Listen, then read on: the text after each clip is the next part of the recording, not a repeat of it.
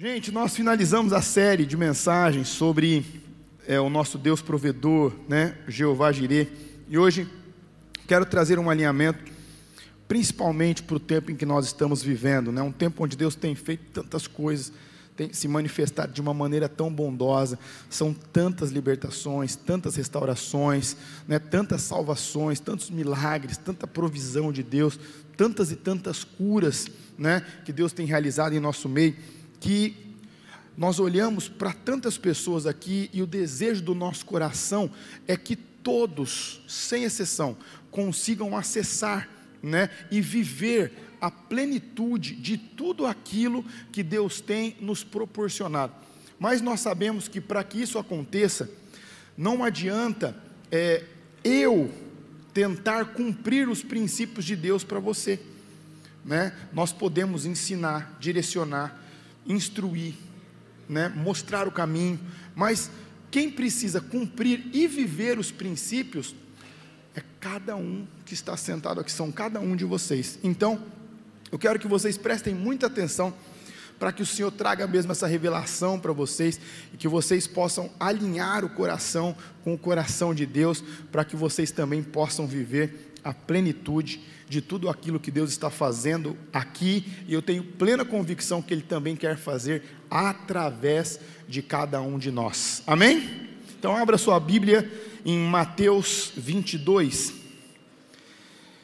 Mateus 22, quero trazer aí a base para essa mensagem, depois eu quero ler dois textos com vocês.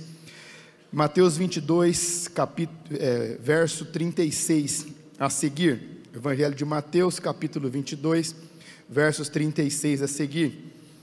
Ele é indagado dessa maneira: mestre, qual é o grande mandamento da lei?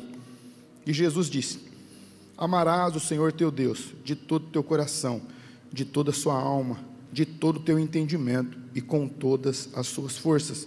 Este é o primeiro mandamento.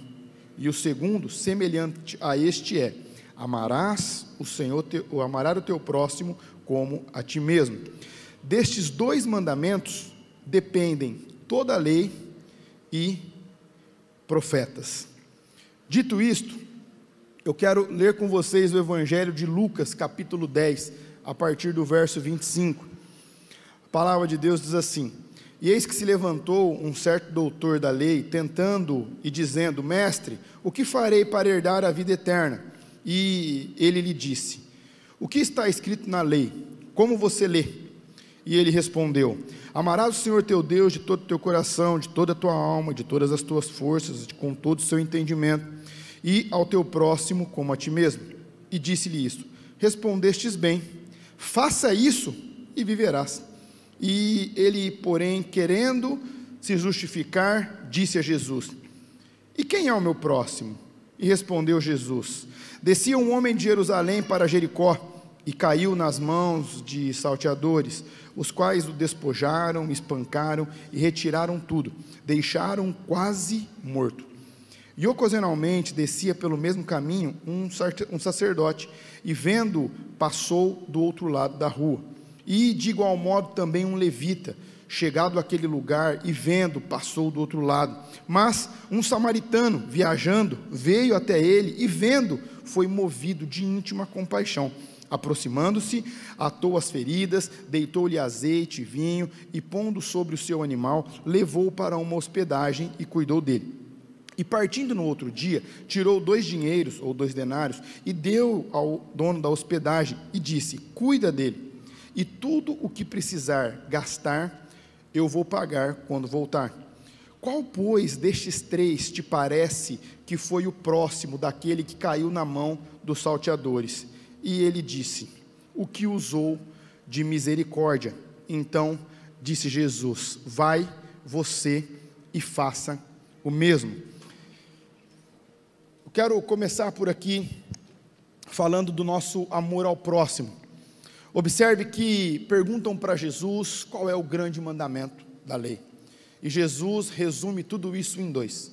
Primeiro, amarás ao teu Deus com todo o seu coração, de todo o seu entendimento, com toda a tua alma e com todas as suas forças.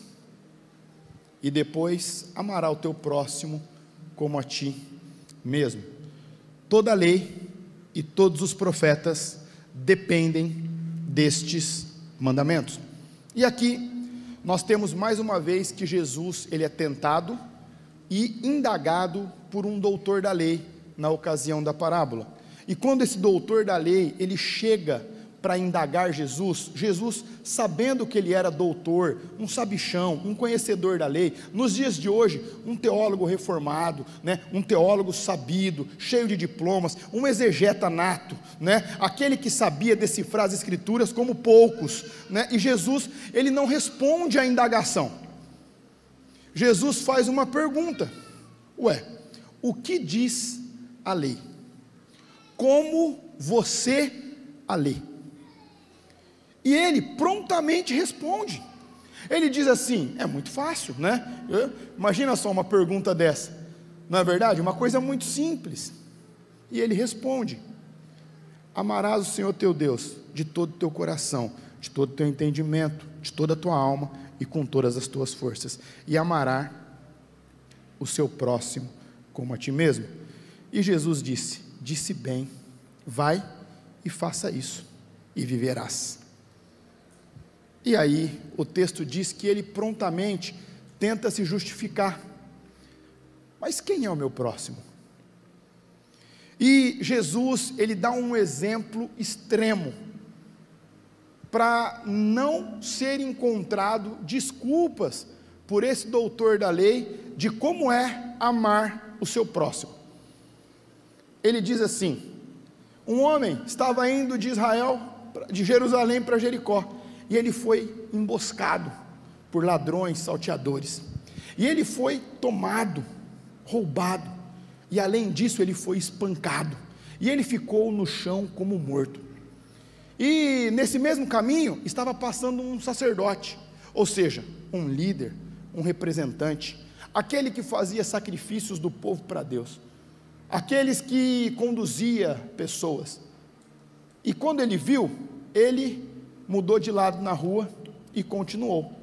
Mas também estava descendo um levita, da tribo de Levi, um musicista, um adorador, um músico, um homem que conduzia as pessoas em adoração, que expressava a sua adoração para muitos. Mas ele também viu e passou para o outro lado e continuou o seu caminho. Mas estava vindo um samaritano viajante, e este se aproximou, vendo o que tinha acontecido e na situação que se encontrava o homem, se encheu de compaixão. Ele não só atou as feridas, como também jogou um pouco de azeite, um pouco de vinho ali, aqueles primeiros socorros, nos dias de hoje não seria azeite e vinho, nos dias de hoje talvez seria um metiolate, na verdade um mercúrio, para ali fazer aquela contenção ali de primeiro momento, mas a situação era séria, porque o texto diz que ele estava quase morto. Então as feridas desse homem não eram apenas as que se podiam ver com os olhos, mas o texto diz que ele pega esse homem, coloca no seu animal e leva a uma hospedagem, e ele fica lá o resto daquele dia, porque o texto diz que no outro dia ele procura o dono da hospedagem, adianta o pagamento e fala assim: se ficar mais alguma coisa, eu pago quando voltar, mas cuide dele. E vai. E aí Jesus olha para o doutor da lei e fala assim: qual desses três demonstrou amor pelo próximo? E ele disse: certamente o que demonstrou compaixão. Vai você e faça o mesmo. Observe que aqui muitos acreditam que essa hospedagem é uma igreja, e a situação dessa pessoa que Jesus usa é uma situação extrema, Para quem assistiu The Chosen e viu a guerra que aconteceu quando os discípulos foram para Samaria e depois quando Jesus foi para lá, claro que tirando a parte artística para ser produzido a série, mas aquilo lá demonstrava a realidade da rincha que existia entre os povos. né? Se hoje nós colocássemos Brasil e Argentina, ainda assim não tem como comparar. Talvez hoje o lugar que mais se aproxima disso seja os israelitas e os palestinos. Mas a grande questão é que Jesus usa um caso extremo. Ele usa que um homem do sangue de Israel foi assaltado e foi espancado e foi deixado para morrer. E passa um sacerdote, um líder daquele povo, e ele atravessa a rua do outro lado. E depois passa um levita, um adorador, um musicista, e da mesma maneira sai pela tangente. Mas aí vem um da raça que é inimigo, um daqueles que não se suportam, que não se toleram. Mas ele olha aquela situação e o seu coração se enche de compaixão. Agora, observe que Jesus usa um caso extremo para que aquele homem não tenha mais argumentos nem justificativas para entender que Jesus não está preocupado, ou ele não está interessado em homens que são PhDs nas escrituras, mas são analfabetos na prática do evangelho. Jesus olha para aquele homem e fala assim: eu quero que você vá e faça, e assim você viverá. E aí depois o homem insiste, e Jesus conta outra história, e aí Jesus fala para ele: agora vai você e faça o mesmo. Jesus está ensinando para ele: eu quero que você entenda que amor ao próximo não é um sentimento, é uma ação, é uma decisão, e o seu conhecimento precisa ser colocado em prática. Ele recitou a lei para Jesus, só que não a praticava. E talvez hoje uma boa parte da igreja vive da mesma maneira. Eu estudo, eu sei, eu sou, é assim, é assado, um diploma atrás do outro, mas um analfabetismo imenso no que diz respeito à prática. Não amam o próximo. Como eu disse, o caso é extremo, mas quantos nós conhecemos que não estão estirados no chão quase morto, que talvez nem precisava do seu dinheiro, que talvez nem precisem da sua carona, talvez o seu convite já iria fazê-lo pela curiosidade, pegar um Uber e se locomover, talvez pegaria o próprio carro e viria. Talvez um café, uma visita, demonstraria amor. Coisas tão simples. Mas Jesus mostra um caso extremo. Um caso extremo. E aquele homem não conseguia colocar o amor ao próximo em prática. Ele tinha estudado, ele tinha revelação, ele tinha decorado, ele sabia recitar, ele sabia responder, mas ele não vivia. Ele não vivia. Observe que aqui Jesus, ele começa a trazer o evangelho para algo prático. Ele fala: se pudéssemos resumir todo o evangelho em 2 leis, eu resumiria nessas, porque as outras leis e os profetas, ou seja, todos os ensinamentos e princípios que os profetas ensinaram, tudo que a lei direcionou, dependem desses 2 mandamentos. Então observe que aqui eu e você precisamos abrir os nossos olhos.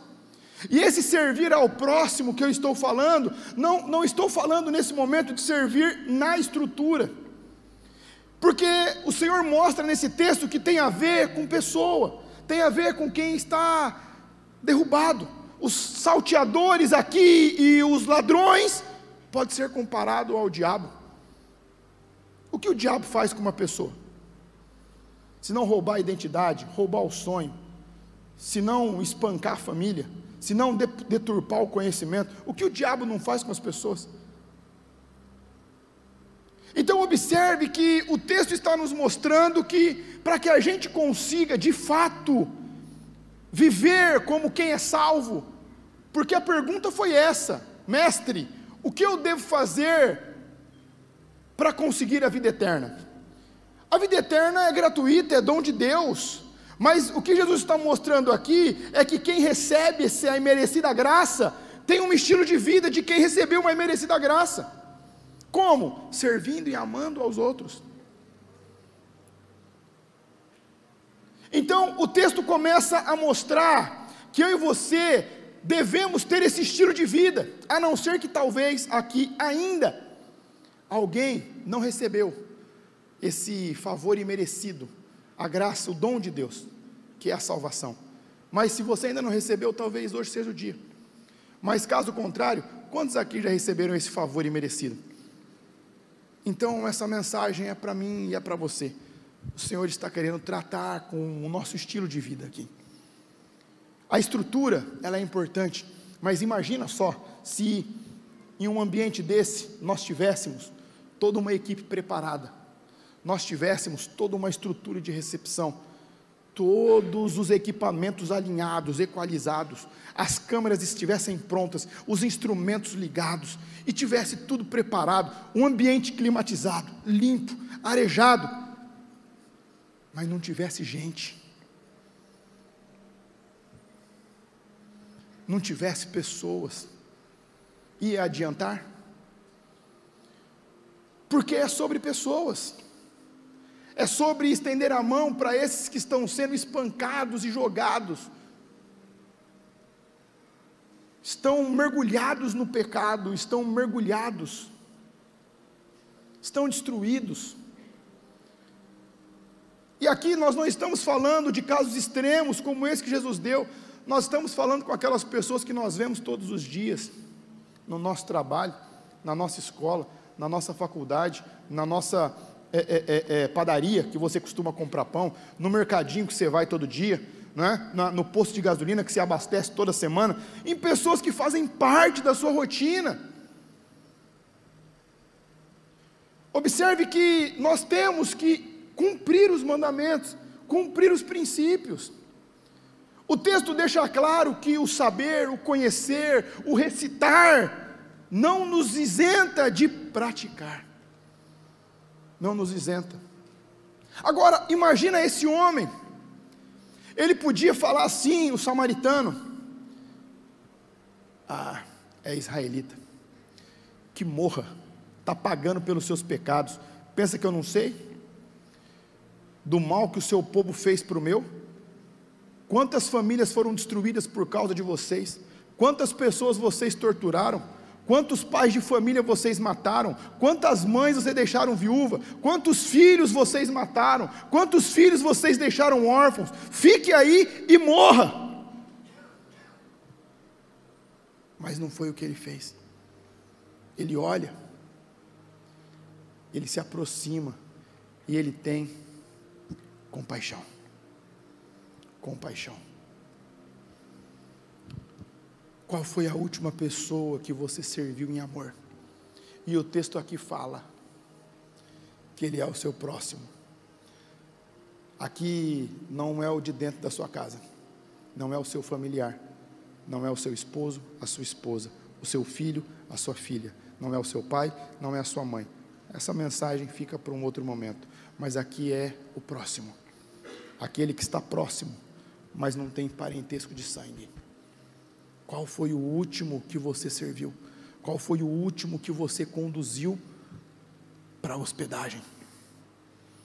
Qual foi o último que você contribuiu, mesmo que financeiramente? Qual foi o último que você serviu com tempo? Qual foi o último que você interrompeu a sua agenda para servir?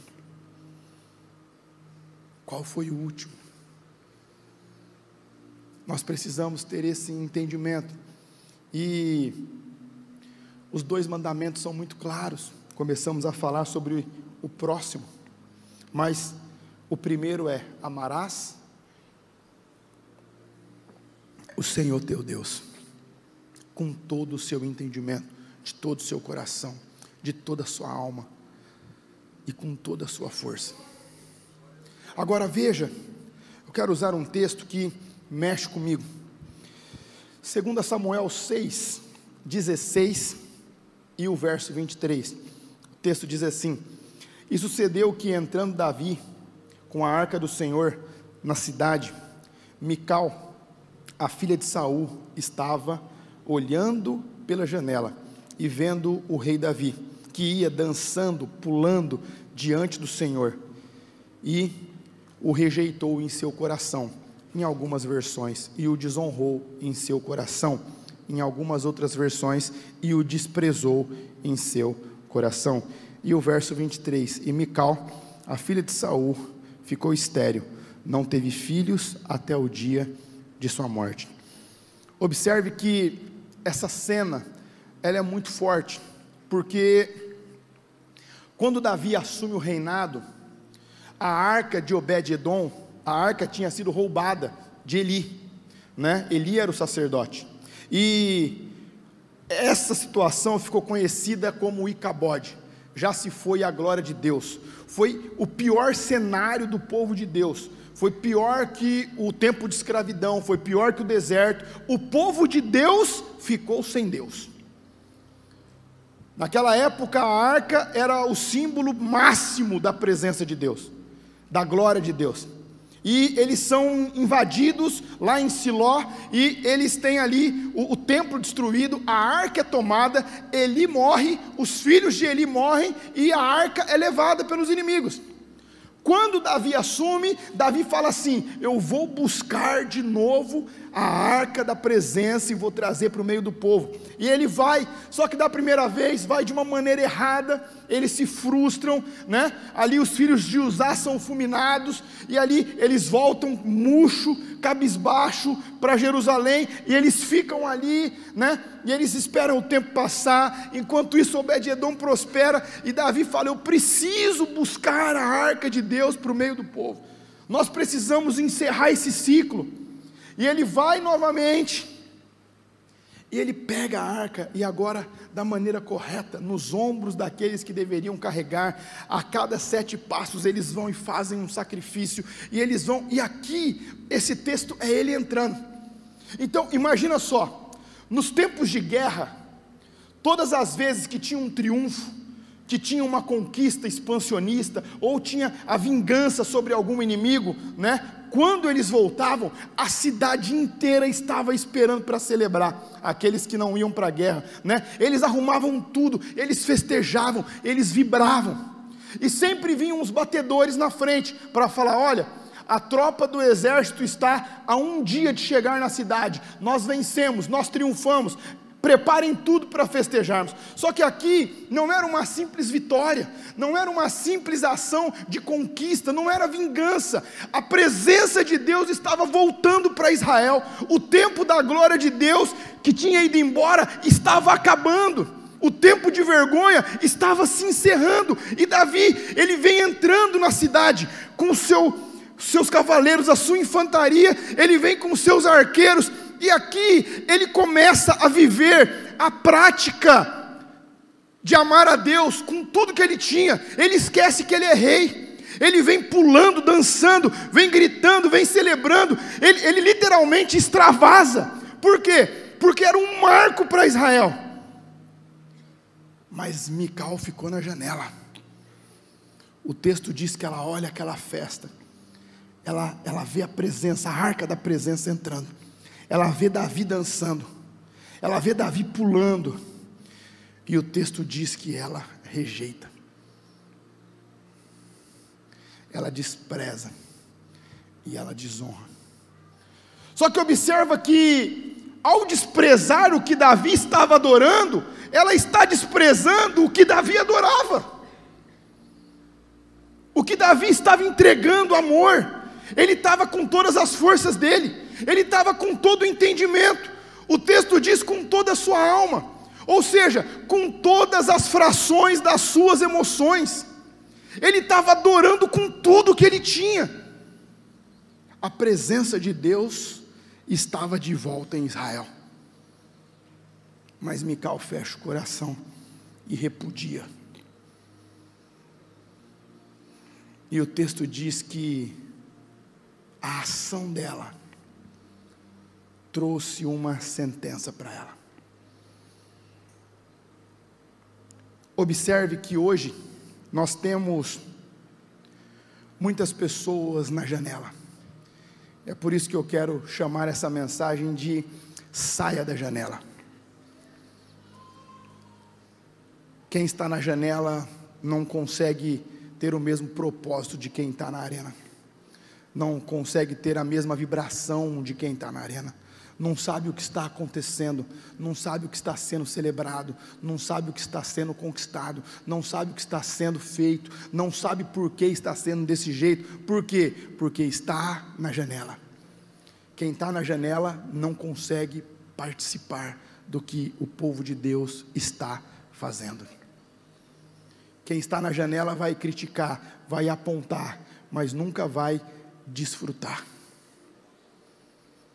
Observa que não foi Davi que sentenciou Mical, foi o próprio Deus.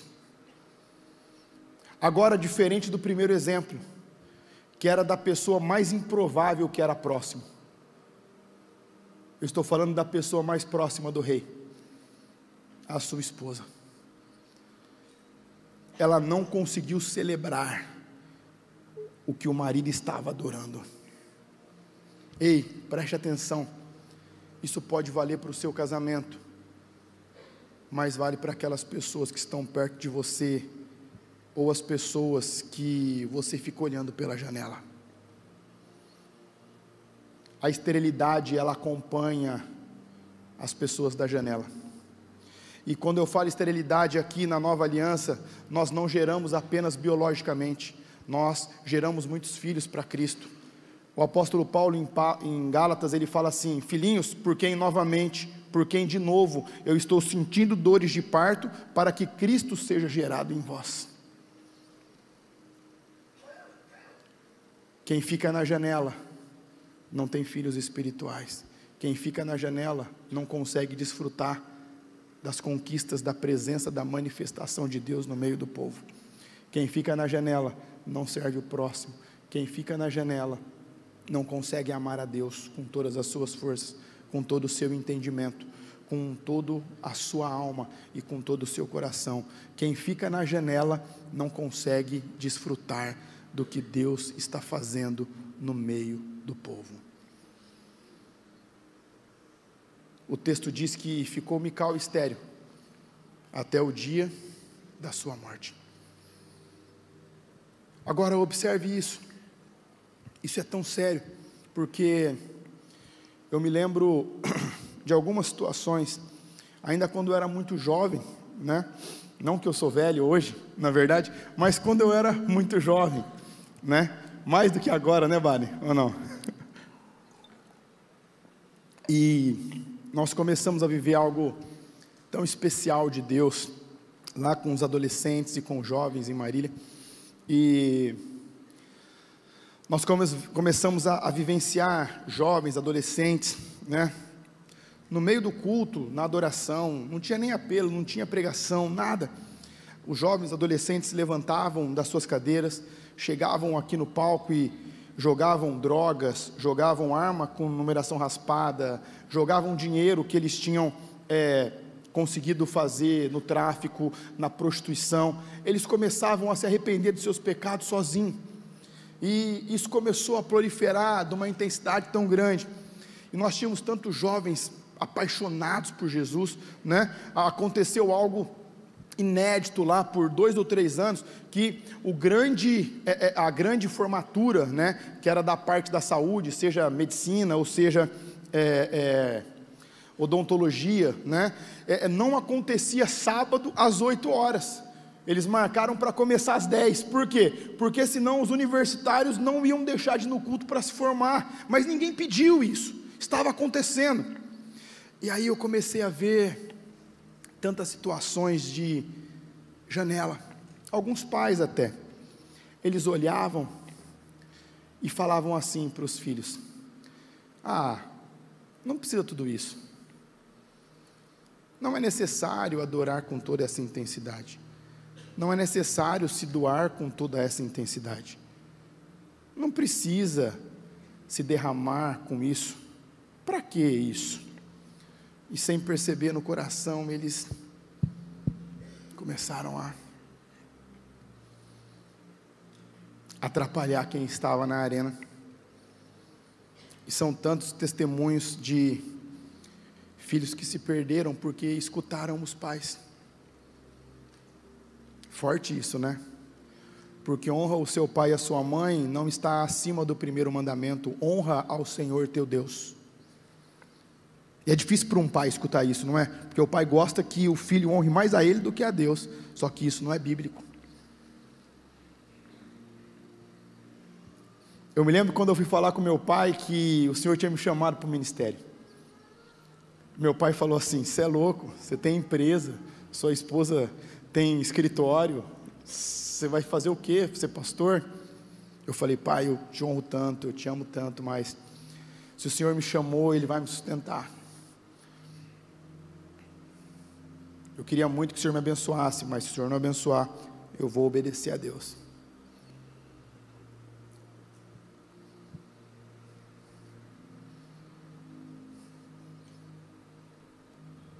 E foi tão engraçado que ele falou: não, pode ir lá então, vai lá, né? Mas assim, pensa bem, né? Cuidado com o que você vai fazer, cuidado, né? Porque às vezes isso não é nem de Deus, né? Eu falei: não, fica tranquilo, pai.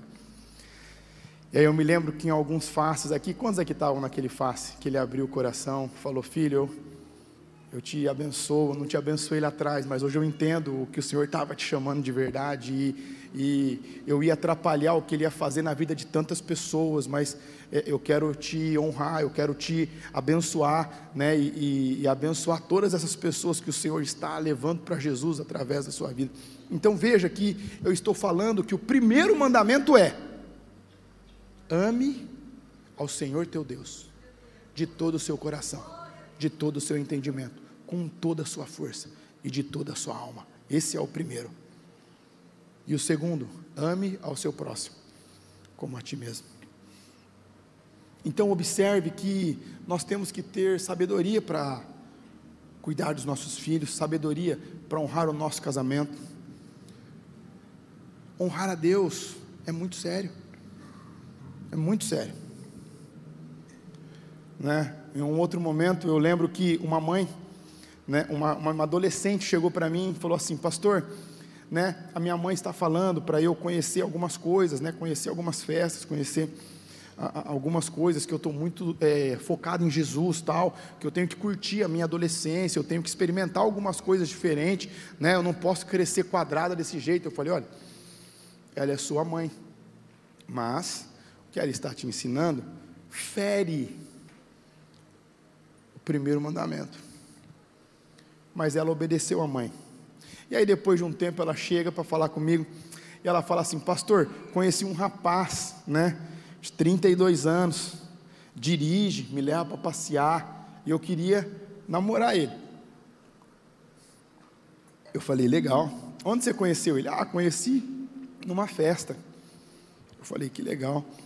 Ela falou: o senhor não pode abençoar o meu namoro? Eu falei: eu não posso. Mas por quê? Eu falei: porque no meu entendimento isso Deus desaprova. E ela foi falar para a mãe dela volta uma arara: quem é você para proibir? Eu falei: eu não proibi ninguém, eu só falei que eu não abençoo, ela faz o que ela quiser da vida dela. E eu falei: eu tenho autoridade, mas você é autoridade, se você quer abençoar, abençoa você. E ela falou: eu abençoo a minha filha. Eu falei: amém, a filha é sua. Passou alguns anos, eu vejo a menina sentada com uma criança no colo, e passou alguns cultos, e ela foi indo no culto com a criança, e aí um dos finais dos cultos eu desci, e ela veio falar comigo. Ela falou assim: oi pastor, tudo bem? Eu falei: tudo bem. Ela falou: é meu filho. Aí eu falei: que legal, parabéns. Aí ela falou assim: pastor, minha mãe está em depressão. Eu falei: que pena, se tiver algo que eu possa fazer. Ela falou: ajuda ela. Eu falei: eu posso ajudar. E aí fui, conversei: pastor, o que eu fiz com a minha filha? Eu desgracei a vida da minha filha, pastor. Eu falei: olha, agora já foi, mas eu posso te ajudar. Peguei, levei para a enfermagem, levei para a hospedagem, chamei a pastora na época responsável pelo ministério de restauração, de cura da igreja, e falei, olha, aconteceu assim, assim, assim, ajuda ela. E aí foi, restaurou a família, mas, vocês estão entendendo ou não? Ela estava vendo da janela, e aí ela achou que não precisava disso, que nem Mical, sabe? Mical olhou Davi daquele jeito, dançando, pulando, e ela falou assim, para que isso? Não precisa. Só que ele estava adorando a Deus dele, com todo o coração dele, com toda a alma dele, ele estava se derramando para Jesus, sabe? Só que eu podia fazer, eu sei que vocês não, porque vocês são diferentes, prateleira de cima, mas tem algumas pessoas, até que são crentes, que com certeza falariam assim, né? Tá vendo? É para aprender, queimou a língua, né? Eu tinha avisado, né? Eu sei que vocês não fazem isso, mas tem gente que faz, não tem? Mas, gente, essa mulher me perseguiu de um jeito que vocês não entendem. Até na televisão eu saí, né? Nós estávamos fazendo uma conferência de carnaval, fizemos ali o pó colorido no estacionamento da igreja que nós íamos soltar, né? Enfim. E imagina só, eu numa igreja tradicional, sábado eu tinha que deixar a igreja limpa para o domingo, né? No domingo ia chegar os presbíteros, diáconos, pastores da igreja, imagina se estivesse sujo aquilo lá. E aí eu tive uma ideia, eu falei, já sei, né? Vou pegar a mangueira do hidrante, vou lavar tudo isso aqui, né? E estava numa época que estava em racionamento de água, mas você acha que eu pensei no racionamento, sim ou não? Não pensei, né? Peguei aquela mangueira e lavando aquela, com os jovens me ajudando, limpando aquilo tudo, rapaz, passou com o carro, filmou, saiu no jornal, pastor irresponsável, lavando a rua, em meio a racionamento de água e aquilo, mas assim, na época não era nem Facebook, era Orkut, né? Quem pegou a época do Orkut aqui? Era Orkut na época, mas tinha tanta coisa que inventou, que até umas eu li e falava assim, nossa, essa aqui ela foi criativa, né? Porque nem eu tinha pensado nisso, mas veja, eu podia ter fechado o coração, passado por outro lado da rua, podia ter deixado lá, acaba de morrer, mas a Bíblia ensina, com esse samaritano, que nós devemos ter compaixão e amar. O amor não é um sentimento, o amor é uma decisão, ele é demonstrado com ações, isso é amor. Nós devemos amar o nosso próximo, e amar a Deus, por isso nós precisamos sair da janela, para que a gente possa desfrutar de tudo que está acontecendo. Veja, ainda hoje, que Deus não está recluso a uma arca, ainda hoje, que Deus não está recluso a um objeto, ainda hoje, é tão difícil conseguir conectar todo mundo, é tão difícil conseguir instruir todo mundo para um nível de adoração verdadeiro, ainda hoje é tão difícil trazer propósito para todo mundo, alinhamento para todo mundo, direção para todo mundo, ainda hoje é tão difícil levantar pessoas apaixonadas pelo Evangelho, pessoas apaixonadas em servir ao próximo, ainda hoje é tão difícil encontrar pessoas comprometidas, pessoas engajadas, e ainda hoje existem pessoas na janela, como Mical. Para que isso? Só julgando no coração, isso eu aprovo, isso eu desprezo, isso eu rejeito, isso eu não honro, isso está errado, isso está certo. Só que o texto mostra que ela fechou o coração, só que Deus estava olhando para o coração dela. Talvez a multidão não percebeu, mas os olhos de Deus pegaram. Forte, né? Mas hoje é um excelente dia para o arrependimento. Hoje é um excelente dia para a gente entender que devemos amar o nosso próximo. Hoje é um excelente dia para que a gente possa amar o Senhor nosso Deus acima de todas as coisas, com todo o nosso entendimento, com toda a nossa alma, de todo o nosso coração, com todas as nossas forças. Ainda hoje é um excelente dia para que a gente volte os nossos olhos para o Senhor, para que a gente não seja conhecedores da palavra, para que a gente não seja simplesmente sabichões da Bíblia, para que a gente não saiba e decore, para que a gente não recite simplesmente, mas para que a gente viva. A palavra de Jesus para aquele doutor da lei foi: vai você e faça o mesmo. Que nós possamos sair daqui essa noite e fazer o mesmo, sem casos extremos. Nesse primeiro momento, com a pessoa que é seu vizinho, com a pessoa que trabalha com você, com a pessoa que você vê todos os dias, com uma pessoa que você vê todas as semanas. Sirva ela em amor. Você nem vai precisar dar carona hoje em Bauru. É difícil quem precisa de carona. A pessoa pega um ônibus, pega um Uber, ela se vira. Mas você entende que às vezes o amor ao próximo é tão fácil, não é? Eu não estou falando para você pegar ninguém e pôr no seu carro. Não, nesse primeiro momento a gente tem que ir entendendo isso, né? Até que vai chegar um momento da gente olhar até para o nosso inimigo, né? Até para o nosso inimigo, e falar assim: puxa, né, eu preciso ajudar ele, eu preciso ajudar ele, eu preciso cuidar, eu preciso amar, preciso conectar ele com quem vai ajudar ele, preciso instruir, né? Não é fácil, não estou falando que é fácil, só que esse exemplo de Jesus foi extremo. Só que entre o básico e o extremo, nós temos milhares e milhares de pessoas que nós conseguimos amar antes. Então ame. No último dia nós não vamos conseguir falar para Jesus assim: Senhor, sabe o que aconteceu? Eu não consegui amar o próximo, porque ele era fofoqueiro, ele era linguarudo, falava mal de mim, eu não consegui.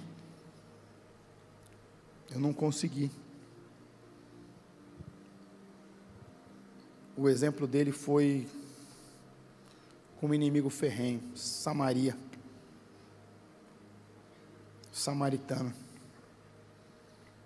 Imagina?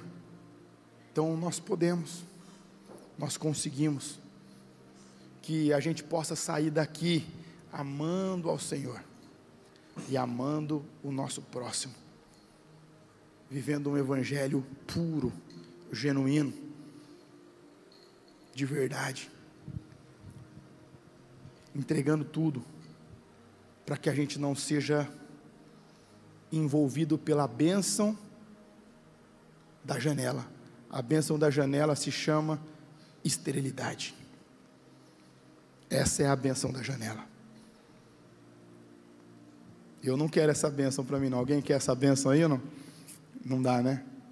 Mas existe graça de Deus, porque ainda é tempo. Ainda é tempo. Com toda certeza, Jesus, ele não sentenciou esse homem. Ele disse: vai e faça o mesmo.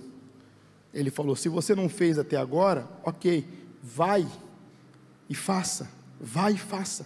Pratique o seu conhecimento, pratique o seu entendimento, pratique aquilo que você sabe. Vai e faça. Vai e faça. Que em nome de Jesus você possa sair da janela essa noite, para que você possa viver tudo que o Senhor tem para você, para que você não perca o que o Senhor tem para você, porque você não está conseguindo servir a Deus e nem ao próximo, porque seu coração está amargurado, seu coração está ranzinza, seu coração está cheio de para que isso. Rompa com isso, rompa com esse ciclo, rompa com o ciclo da amargura, com o ciclo da síndrome de Peter Pan, de vitimismo. Sai desse ciclo, para que você possa experimentar e viver um evangelho verdadeiro, genuíno, para que você possa desfrutar. Ninguém pode entender nada, mas Davi sabia o que ele estava celebrando, Davi sabia quem ele estava adorando, por isso que ele até esqueceu que ele era rei, entregou tudo, extravasou. Por quê? Ele sabia o que significava aquilo que estava acontecendo. Talvez quem está do seu lado não vai entender nada. Fala: mas esse cara, essa mulher é louca, como é que faz isso?